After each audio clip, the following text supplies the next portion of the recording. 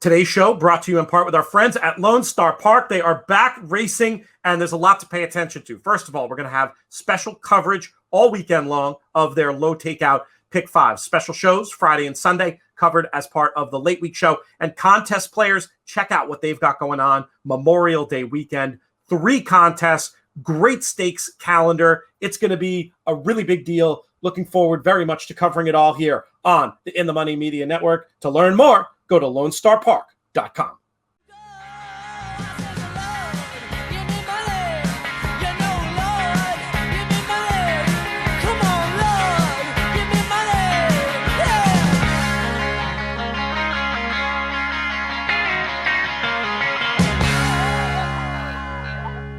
Hello and welcome to our Kentucky Derby 147 recap edition. I'm your host, Peter Thomas Fornatal of the Players Podcast, back with you in the Brooklyn bunker once again, and very happy to be joined by a man. For a minute there, I wasn't sure if he was going to make it all the way back to the planet Texas, but he got the job done. He is the people's champion, Jonathan Kitchen. JK, what's up? Oh, PTF. Look, we talk about it every year. The day after that, and typically the day after that of the Kentucky Derby are cloudy days. They're days of soul searching. They're days of answering life emails that you completely ignored on Thursday of last week. It's a day of I got to get my life together. It's a lot of feelings because our lives pause for like 7 or 8 days. And then for 2 of those days is a complete blur, especially if you like to enjoy the festivities. So I'm home. I got home last night at like 1, and I stopped at this fast food place I never go to. I was so hungry. Then I couldn't go to sleep when I got home, and then I woke up at 6 this morning. You're reminding me of a certain, I think it was Norm Macdonald joke, or was it Norm Macdonald? Oh no, Robert Downey Jr. joke about a certain fast food chain making him reevaluate all the decisions that he made in his life when you say that. But now I get it. If you were there at the Derby, I mean, it's the longest day in racing. I love telling, we have a lot of international listeners, and, they go for a long card, and it's 3.5 hours. What is it? We started at 10:30 a.m., and I think the last race is at 8:30 p.m. It's a long grind, especially if you're doing undercard and the 2 walkout races. But now you don't have the excuse of actually having physically been there Kentucky Derby Day. I didn't see you around. I was very worried about you for a second there. What happened? Well, I can assure you I was there in spirit. We had made the decision that after the festivities of the Oaks that we were going to just hang back in Lexington. We were going to go to a Mirror Twin again, our favorite little brewery there in Lexington, and just it's got an outside vibe. Get the TV on, not have to worry about parking and traffic, and just have a good time there. We ended up starting at this place called Coeur d'Alene. That's supposed to be great. They serve margaritas. So we were there for the start of the Pick 6 when Gamine won, and then we by the time the American Turf ran, we were at Mirror Twin, and then once all the festivities were over, we went to Jeff Ruby, and so we were out and about all day, running around, having a great time. So always a fun deal, and it was weird because after I went to my first Derby in 2010, I told myself I would never miss another one. And I was on a nice streak until last year, obviously, with Tis the Law and then running in September, and Tis the Law and Authentic, and they ran in September. And so this year I felt like I was supposed to kind of be my comeback, and I'm blaming it on it wasn't full capacity, so it still counts because I'll always be able to say that I didn't miss a Derby for 48 years when it was full capacity. I guess that's fair. It is ironic though, because you and I used to have exactly opposite impressions of the race. This was one. So Susan and I went from 98. Yes, folks, I'm old. To 2003, and I sort of gave it up. We had an amazing run, but I always would describe the Derby as the kind of vacation that you need a vacation from. There really is what you're saying is absolutely true. There is like a physical recovery period of several days mentally, and if you imbibe the way that we do, pretty much physically as well. So I, at some point on the show, when you were saying I'm never missing a Derby, I was saying I'm never going to a Derby. And then after going this year and having so much fun, I feel like I'm now not going to miss one. Perrin has joined the show, folks. Come say hi to everybody. Say hi to Jonathan. Say hi to that's the camera there. Say hi to the viewers. We're live on air. So we got to make this real quick.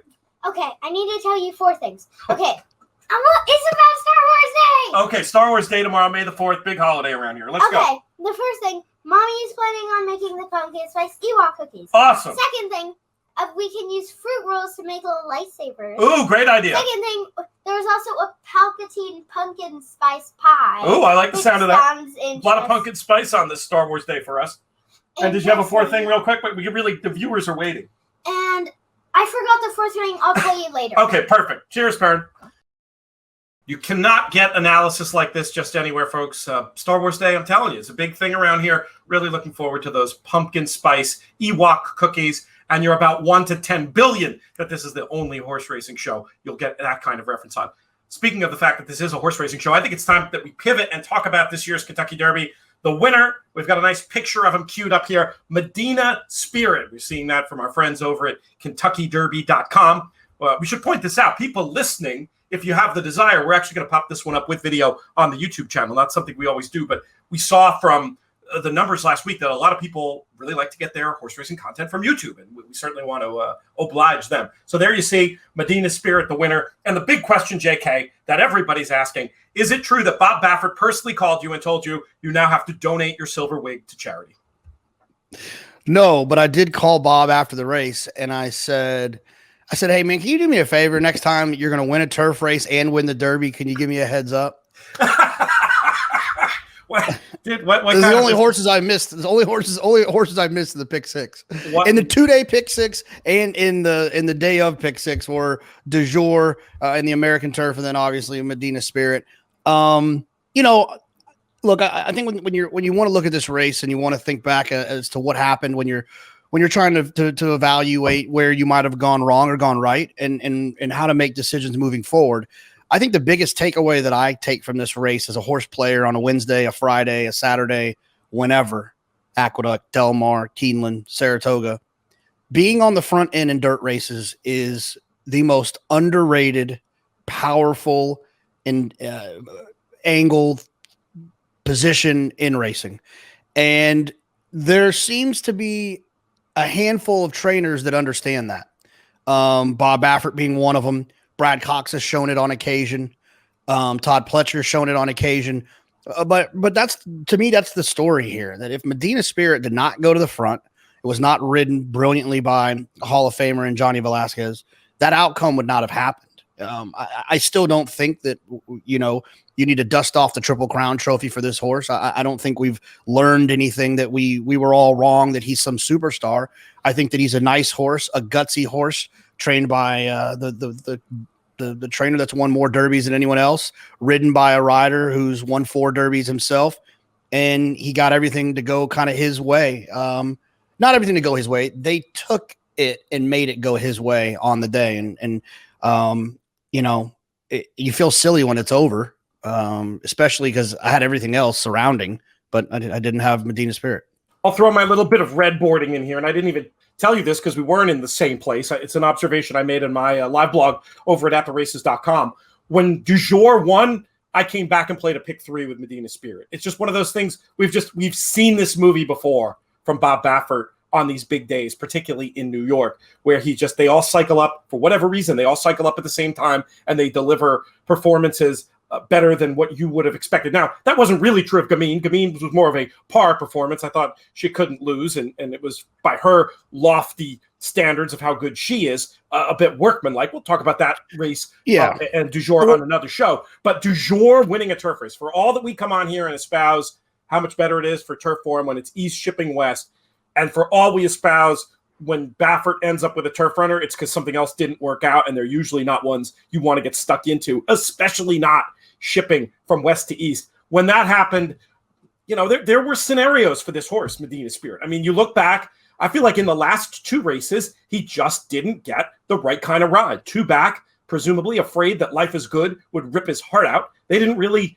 ride that weight race to win on the turn, as we discussed. They took a pull when if you were really trying to win, you would have gone forward. Now, again, they know both horses, and I'm sure that was a deliberate plan. I'm not saying there's anything untoward going on, but I did have the feeling that day, as we said on these airwaves, that there was more to come from Medina Spirit. Then comes back in the Santa Anita Derby, a race that the Beyer Speed Figure team rated the fastest prep. And once again, there tactically, it seemed like, this Rock Your World. It felt to me like they thought, almost like I thought going into that race, this Rock Your World, he's a turf horse. He'll come back to us. Plus, maybe this will be a great experience getting a grindy outside trip. And he'll come on for that in the Derby. But what they didn't happen was exactly what you were saying, JK. They didn't use his speed. Now, we can debate, and we will even during the show, because I have a feeling we disagree about it still. We could debate like how the track was playing that day, but I also did have in my mind a lot of people saying that the Santa Anita Derby was favoring speed, was favoring the inside. If that was true, you had to upgrade Medina Spirit a little bit from that. So the fact that it's not like I was just saying, oh, Baffert's a magician, I'm going to put the horse in, but it was like, okay, this 1 in 20 scenario that I'd cooked up, why Medina Spirit could be better, and Baffert cycling up, it seemed right to throw the horse in. Of course, it was, I'm not bragging. All I did was get back some of the money we lost in the bigger picks, but it became evident to me about midway through the day that this was a horse we probably hadn't taken seriously enough in our preamble podcast. Yeah, I mean, look, he ran well and the tactics worked out. I mean, I still think Mandaloon ran huge. I still think Hot Rod Charlie ran huge. And I think Essential Quality ran huge. And our friend Marshall Graham posted that chart yesterday. I thought was very interesting about considering the ground lost and who actually ran the faster race with the adjusted time. And it turned out that was Essential Quality. I mean, he ran his race. He just didn't get a perfect trip. He lost a lot of ground. He was wide on both turns. And to be fair, at the top of the stretch, I still thought he was extremely live. I thought he was going to win. Yeah, live. I thought he was going to win. At one point, the entire stretch, I thought, oh, Mandaloon's going to win. Oh, Hot Rod Charlie's going to win. Oh, Essential Quality is going to win. And then around this, like right outside the 16th pole, I said, oh, expletive, Medina Spirit's going to win. And I believe I fell to my knees. It was a live good. We were live good in picks, and it was going to be a good weekend, a winning weekend. If the second, third, or fourth placed finishers would have won, it was going to be a good situation. I just sent producer Craig the Marshall Graham tweet in question. Let's see if we can get that popped up on the screen. Yeah, there it is. So this was a really interesting exercise. We won't get into all the particulars. We'll let folks go to Marshall's Twitter feed for that. But these are the adjusted times based on ground loss. Super, super interesting exercise. But I will say this analysis, this quick and dirty analysis by Marshall Graham matches my initial impression after watching the race and going back and rewatching it. I thought you could make a very easy case. I'm pretty confident actually in saying Essential Quality was best in this year's Kentucky Derby. True or false, JK? Yeah. And I think to be clear, I think that, I'll speak for Marshall here. I don't think Marshall is by any means, kind of saying like red boarding and saying, oh, well, see, Medina Spirit wasn't even that good in the race. He wasn't even the winner.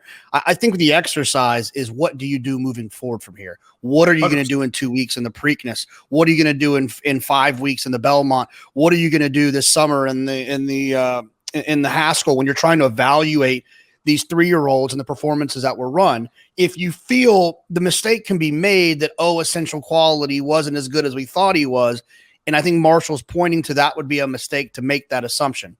And if they show up in Baltimore and Medina Spirit is favored over Essential Quality because he was the Derby winner, which seems extremely likely that would be the case, Essential Quality is a very good opportunity based on what Marshall's dug up. It's not about what happened last, on Saturday and trying to take anything away from the horses that finished in front of him. It's moving forward.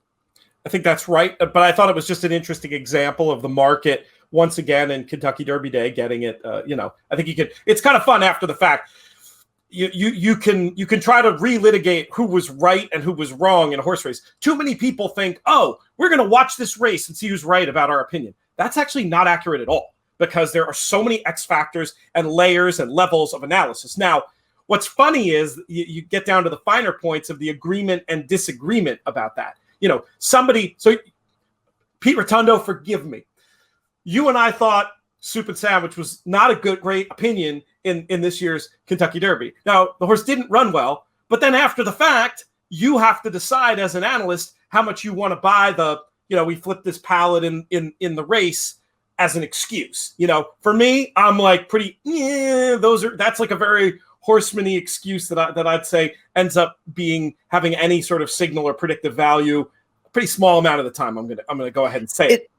It is, but it is information that you want to have in the back of your head when Soup and Sandwich shows up in another race and he's 10-1. When he shows up in the Woody Stevens, or he shows up in the Haskell off of a 9-week break, and they're pointing to that spot, you want to know that story so that you can make the best decision. Now, you can call BS as you walk to the window at the end of July or wherever this horse shows up. But it's important. I think that's why these shows and these conversations are so useful, because you want to have all the input that's out there so you can make, or the info that's out there so you can make the best assumption moving forward. So the old story about the butterfly flapping its wings in Mongolia, creating a landslide in California. The idea of chaos theory and seemingly small things lead to big things. To me, the moment that this whole Derby pivoted on was the break for Rock Your World. Now, I don't know if you've seen. I should actually find this picture, JK, to share with people who haven't seen it. I would check Ray Pollock's Twitter because I know it's there. Great, I'll find that. So I'm gonna celebrate how smart I was in that situation. I did a bunch of head-to-heads. I don't even think I've talked to you about this, IP. I did a bunch of head-to-heads. I got a friend who made it happen. Bunch of head-to-heads, and I hit every single one of them because I tried to beat Rock Your World with a bunch of horses. Midnight Bourbon, Hot Rod Charlie. Anyways, a bunch. Known Agenda. Midnight Charlie, the love child of Midnight Bourbon and Hot Rod Charlie. Yeah, same guy. And here's the one that I lost. The only one I lost was Mandaloon versus Medina Spirit. You were counting that money, JK, mid-stretch, as was I, with the fat future on Mandaloon. Unbelievable. Well, we have that picture to show you. So here's moment. Your UK friends have to be happy with you. Didn't you give him as an each way bet? They're building statues of me based on my work over at the race with JK. It's obscene that I didn't make more money. You would go back and look at that feed, and not unlike you. If you'd been in my shoes, it would have been the same deal. It was we were basically the on top winner every race, but the du jour, and then of course the big one. But with Mandaloon second and advising each way, I still get to claim that one. But here's the picture. Craig, can you make it a little bigger? It's hard to see on here. But if you can't, you can't. The key thing here, and there's like so much back and forth, and we don't know what really happened. But you can see on this picture, if you zoom, that Joel Rosario aboard Rock Your World in the number 15, his foot is out of the stirrup. So now Joel is a streaky rider, and he was not on an upswing on Saturday. I'll leave it at that. But there's also the chaos element of this starting gate being a little bit more narrow than the typical one to accommodate the 20 horses. And there's some rumors going around that maybe the starter in the stall somehow bumped his foot out of the irons. But now when I watched live, you could see this horse. I was sitting with our friend Gene Menez, who actually saw it before me, who just said, like, 5 steps out of the gate, he said, Rock Your World is out of the race. And he was like, he must have broken poorly. And then you watch the replay one time and you see the horse on the outside come over and absolutely clobber him past the Champagne-esque. Conversation we'll save for another podcast. But it's interesting to see that the game might have been, it's being a good gate jockey is getting out of there with alacrity. And whatever happened here with the iron, and I'm not casting blame. It is what it is.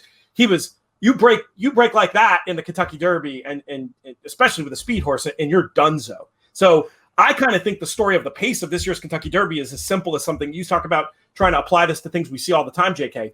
There were 2 speed horses in the race. One of them didn't break. Game, set, match. It's funny. I actually heard another rumor as well. I had heard that the jockey boots that were made in Italy that Umberto Rispoli was going to wear if he would have rode that horse are a little bit more narrow And so he wouldn't have got his foot stuck, and he actually would have made the lead. And I think in another universe, Rocky World was the winner if Humberto would have been on. But that's just what I had heard. I don't know if it's true or not. That's hilarious. I will say that, I apologies if it sounds small. There was a little karma is a bitch part of me on this one.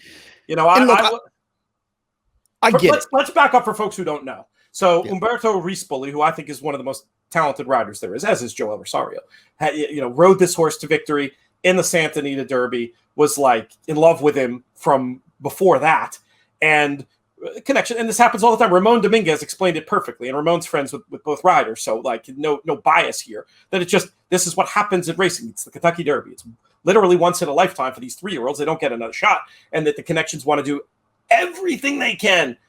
But it's just ironic that something related to gate rider error, even if it wasn't his fault, the break, something that the jockey is critically responsible for, is the reason this horse had no chance. I think we can all agree on that. It's just there's some, I'm not happy about it at all. I picked the horse. I like the horse. I like Joel. But like I hesitated to pick Rock Your World in the end because it just felt to me like it was a bad karma pick. And then it's weird to see something so random happen. It's funny, man. Like I see both sides of it. I really, truly do. Right. You have a once in a lifetime situation to have a horse in the starting gate, have a horse who's single digits in the Kentucky Derby. And you've had a lot of success with Joel. Sadler's had a bunch of success with Joel. Ronus, their biggest horse, biggest race they've ever won was Joel. So I understand why you would want to go back to that situation. You got to make the decision that's best for you and your horse and the opportunity. But I also understand the karma part of it, of taking away an opportunity from a young rider who's new to, well, not yet, he's not that young, but young in terms of riding in the U.S., and taking away that opportunity when he had done so well so far. I completely understand both sides. If you wanted to say, karma is a B, and you wanted to be fade Rock Your World, I see where you're coming from.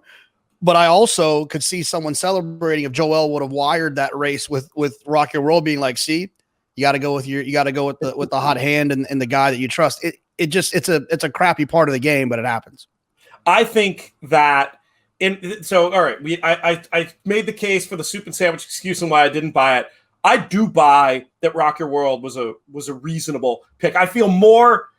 It's kind of funny. I feel more justified, despite what happened after the race, in having ultimately sided with Rock Your World because of how well those form lines from California stood up. Right, Hot Rod Charlie racing against Medina Spirit there. Rock Your World beating Medina Spirit and seeing how the pace unfolded. Like, I got to think he's right there if he breaks, or that then they go so fast it sets up something else totally chaotic. No, what do you think would have happened if Rock Your World broke? If he would have broke, Mandaloun, Hot Rod Charlie, or Essential Quality would have won the race. And I am 100% confident about that, because if Rock Your World would have broke, they would have had two choices. One, which is to sit off of Johnny and Medina Spirit, or two, to clear him. Both, I think, would have been tragic. One, because I think that Johnny and Medina Spirit and Bob were set on going to the front. They were going to do exactly what they did last year with Authentic. So even if Joel and Rock Your World would have broke cleanly and they would have tried to be aggressive into the race, they would have had to deal with Medina Spirit not letting them go. And then the other thing is that when Medina Spirit had to start running, he would have had to start running sooner if Rock Your World would have been there.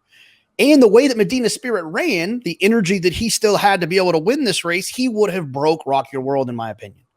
And they would have broke each other, and it would have set it up for Mandaloun, Hot Rod Charlie, or Essential Quality. I feel very confident about that. Yeah, that's very sensible. I think he probably wanted Mandaloun's trip, but I think he's so much naturally faster that it would have pressed, and they both, I think it's kind of what you said. They both would have gone faster, and one of the horses we had in the pick six would have won, JK. That's basically what you're saying. Essentially. But I think you're right. I think you're absolutely right. And Saez and Essential Quality, who knows, maybe they would have been the big winner if they were more strung out and going fast, and then maybe he doesn't have to move into the race when he does and as wide as he does, and maybe they come back to him a little bit more. Or maybe one of the deep closers, because there were some deep closers in here who made some really impressive runs. So this is interesting. I usually defer to the Timeform US pace stuff. And Craig, we've got that screen to show as well. And I thought it was curious that the 1 mile mark did get coded red. I felt like when you have a race like this and your first, third, and fifth horses early finish 1, 2, 3 late, there's no question to me that this is a pace that's working against deep closers. And that makes me, when I go back and look at this race, really want to upgrade some runners, including maybe the most striking one to me, JK, looking at it back, is Keep Me in Mind, a horse who attracted a lot of interesting buzz in the morning and even before that with a wise guy like Mike Maloney talking about how much he liked this horse. I feel like this is a horse that might have been a little bit flow compromised and might be one to take out of this race going forward in the right situation. Who were some of the runners farther back in the pack who impressed you?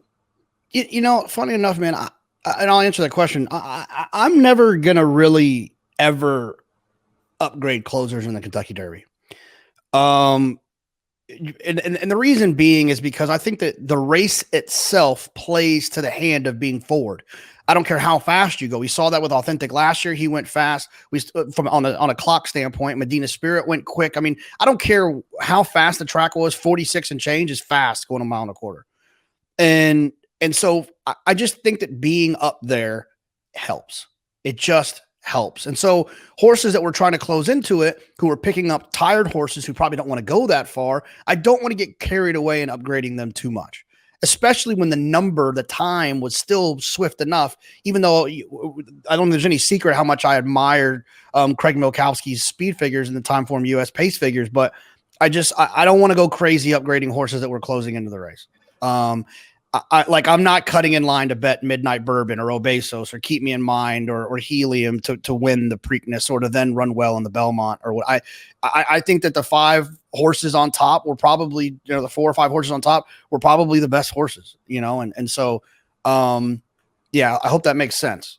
I think it makes sense. I think you're making a fair point. And my jury's still out on this, by the way. I want to see what Jake Jacobs at Racing Flow, what kind of number he came up with for this race in terms of front runner or closer favorability. We're recording too early to have that info, but if time form has it where, as it does here, where it subtly should have favored closers, that's to your point, JK. And then if Jake has it the same way, I'm just going to say that my old school chart reading observation doesn't hold that much merit. And maybe it was like you clearly agree with Craig and the idea that it wasn't a speed favoring flow too. So like when I get that much information, my little simplistic 1, 3, 5 or 1, 2, 3 might take a little bit of a back seat. Let's talk about a couple of the other trips in here, JK. I know you don't have all the time in the world, but I'm hoping you got what do you got? Another, like, is it 3 minutes or 5 minutes you have? Yeah, like 3, 4, 5. Yeah, 5's right. Good. Okay, 5's good. So let's talk about Midnight Bourbon. This was a horse that going into the race I thought would show a bit more speed. Was he? How much was the break a factor for him in not going forward, or do you think it was tactical? I guess what I'm also saying is I've seen a lot of people criticize the tactics of other runners in this race, saying, how do you let Medina Spirit get away with that, essentially?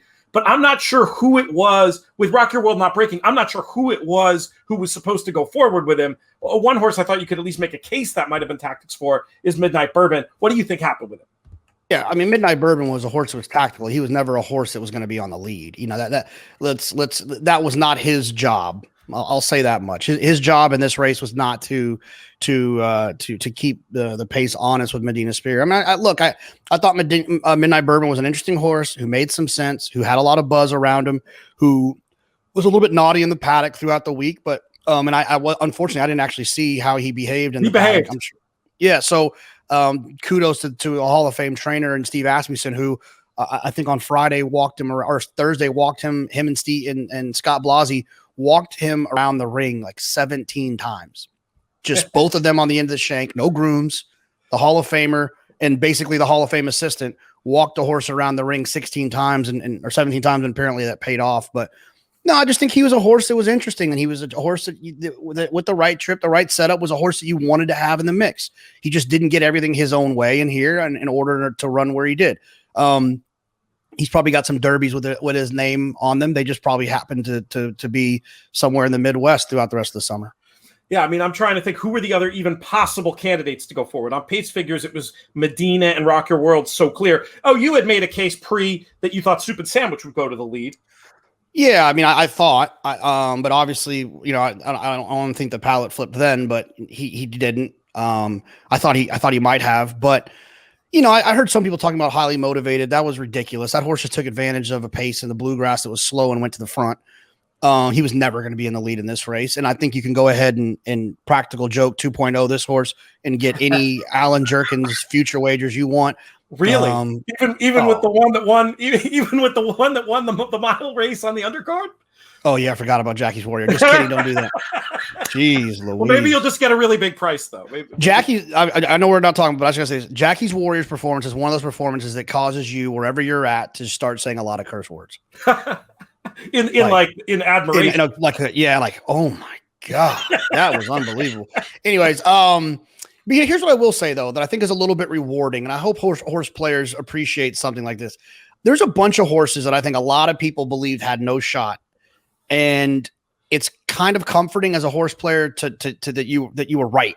This is not the hardest race in the world. It's actually half the horses in this field can't win. You just got to figure out which other half can. Dynamic One, I don't think anyone really thought had a chance. Maybe like Long Shot, Superstock, Brooklyn Strong, Hidden Stash, Bourbonic. We were rooting for like the King, Sainthood, you know, Helium. Those are all second half of the field types, and so you know.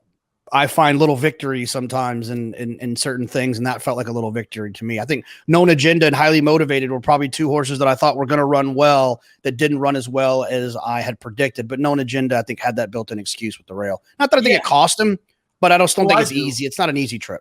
I think it cost him because I mean I know he found nothing, so maybe, and I like the horse, so maybe I'm making excuses, but I just felt like the trip was so hard out there to break well and then just. And I understand why they did it, because you don't want to get caught in the cavalry charge the first turn. But then, I mean, just taken out of he just never was in any position to run. I didn't think. Did you take a dimmer view? No, I'm not going to overreact to it either way. Like we said, it's not an easy place to run from. I'm not a person who doesn't think the rail will ever win the Derby. I think it'll happen at some point. A tactical horse. I mean, if Medina Spirit was drawn on the one, would he have won? I think so. Same thing. So, yeah. I mean, he might have won easier. He got the same darn trip. He just have to clear 7 horses to get there. Yeah. I just think it's a style thing, and Known Agenda just wasn't quick enough away from there. He had to get shuffled back and make one run, but he didn't let me down on my head-to-head, so I appreciate that. Yeah, I felt like it was a conscious choice. I felt like he actually broke pretty darn well for the rail in the Kentucky Derby, but then I felt like they were a man without a country in terms of the trip they were going to get, and they got hosed. But anyway, I'd draw a complete line through that. Let's talk about a couple who finished higher up, who we haven't really talked about. Mandaloun. I mean, I thought he was going right by. What can you make any excuse for him to reverse the form with a Medina Spirit going forward? Sure. He can reverse the form. I mean, whatever happened leading into the Louisiana Derby, they made some adjustments. I know there was never really a definitive answer as to why he ran so poorly, but it seems like whatever it was, they figured it out. So if they wanted to, maybe they'll have another jump forward of improvement with another 2 weeks of whatever that thing was. I also think he's a horse that the way he ran, he's a kind of grindy type. I think he wouldn't have any problems in the Belmont either at the 1.5 miles. And to be fair, and this is nothing against our friends at Stronach, I really am more excited about the Belmont, which doesn't typically happen. Because I don't have that, oh my gosh, can so-and-so win so we can see a Triple Crown. I don't feel like Medina Spirit is going to win. They're not going to let him walk this time. He's have to deal with Caddo River, blah, blah, blah, blah, blah. But also, I think the Belmont's going to be interesting. If I've heard maybe Malathought, that would be really exciting and kind of fun. We see Mandaloun, Hot Rod Charlie, Essential Quality. We go back to the Brad Cox thing where Essential Quality is going to love that extra distance. And so, I think Mandaloun has a big race in him based on that performance. And I thought it was going to be on Saturday when they turned for home. He got a really, really good trip. Flo did a great job with his ride on Mandaloun. Shout out to the Louisiana Derby form, which we didn't talk about as one of the key form lines, and it clearly was, with Mandaloun, Hot Rod Charlie, and Obesos all running very big races. And I just want to remind everyone that we talked about this, and I didn't give a definitive answer either way. I just said be careful your assumptions of the speed figure from the mile and 3/16 race, because there's just not a lot of history to give you that race probably should have been faster, right? But Sure, there's no way. now. Yeah, there's no way to know. And so, yeah, you're right. Kudos to our friends down in New Orleans. Yeah, the mile and 3/16 worked out pretty well. All right, you've got to go. Just one more. Let's just dial in for 1 second on Hot Rod Charlie. It was caught in traffic early, had a real good trip after that. How do you evaluate him coming out of this race? Yeah, look, he's a horse that we talk often about him and essential quality. And even keep me in mind, like you mentioned, we talk often about how the 2-year-olds don't always train on. These 2-year-olds did train on. And part of me wonders why that is. And the one thing that I will say that just popped in my head is that the Lasix thing. Maybe these horses, they had that raw ability and they just continued to progress. They didn't have anything kind of, helping them along, in terms of what Lasix can do for horses. And maybe that has something to do with it. I don't know, but it's not very often that horses that ran 1, 2, 3 in the Breeders' Cup at juvenile are the super high 5. It doesn't happen very often. Yeah, that's a great point. So much more to unpack. We're going to let you go, JK. Just a quick word on the Lasix and speed figure thing. It is interesting that this race did draw an okay speed figure. Beyer and Time Form in lockstep on it with the 102 on the Beyer scale, essentially. So that did move up. You mentioned that scintillating prospect of Malathot for the Belmont. We'll talk all about the Oaks and all the other undercard races in a podcast we do at some other point this week when we could get our schedules aligned. But it was interesting to me that Malathot's figure did not pop and only came back like a 95, suggesting that maybe this Lasix thing, as the great Paul Matisse, you won a $35 winner. Just listen to him on one of our podcasts, or his brother, who also gave out a $35 winner the last time he was on. It's like those two are in competition, JK, to see who can give out the bigger price winner. But he has made the point that he feels like the Lasix thing might be more of a factor for the Phillies on the Philly side than the Colts side for whatever reason, and that bears further analysis down the line. But we're gonna let you go. I'm gonna ramble for another minute or two here, but I know you got stuff to do, so you and I will talk later. Peace. JK giving us the salute as we get out of here. Want to say a few more thank yous and whatnot to the assorted crew. Some other folks we got to meet down in Lexington, I just wanted to say, and in Viernes, I wanted to say hi to. Starting with the guys whose T-shirt I'm wearing, New Riff Distilling up in Newport, Kentucky. Visited them yesterday. That is well worth the trip. A lot of us, the wise guy move. I remember Mike Watchmaker telling me this years ago that the wise guy move when going to the Kentucky Derby is to fly through Cincinnati. And when you do, you have the chance to do some fun Northern Kentucky stuff. I would highly recommend the New Riff Distillery. Great juice, interesting process, nice crew of people. Seem to be really doing business the right way. Woodford Reserve.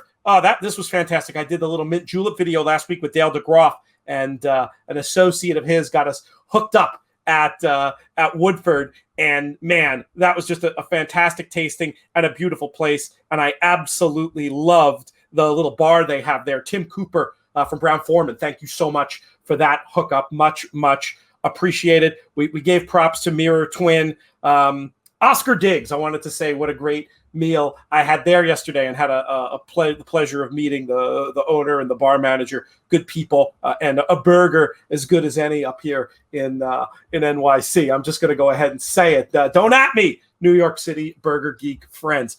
All right, who else?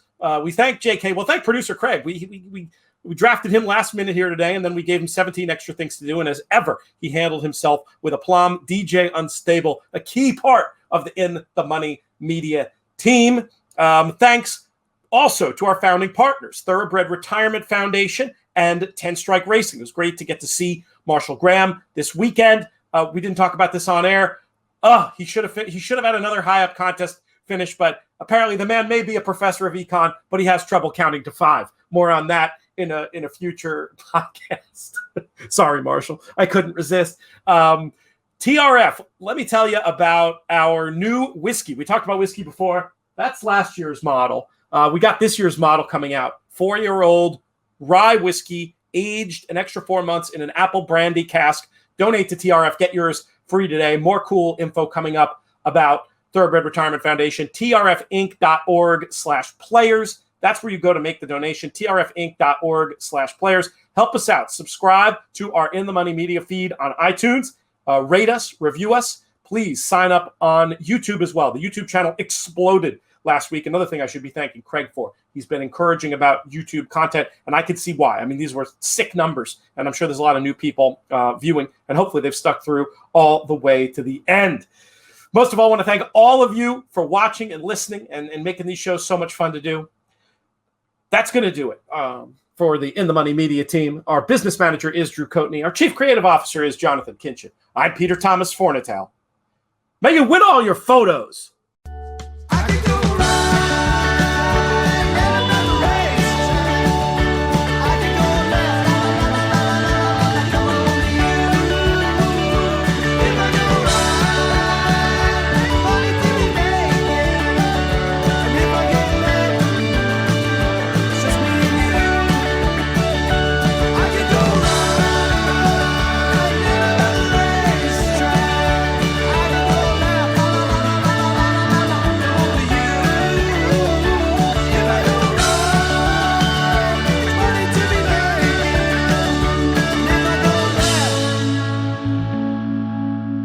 Just me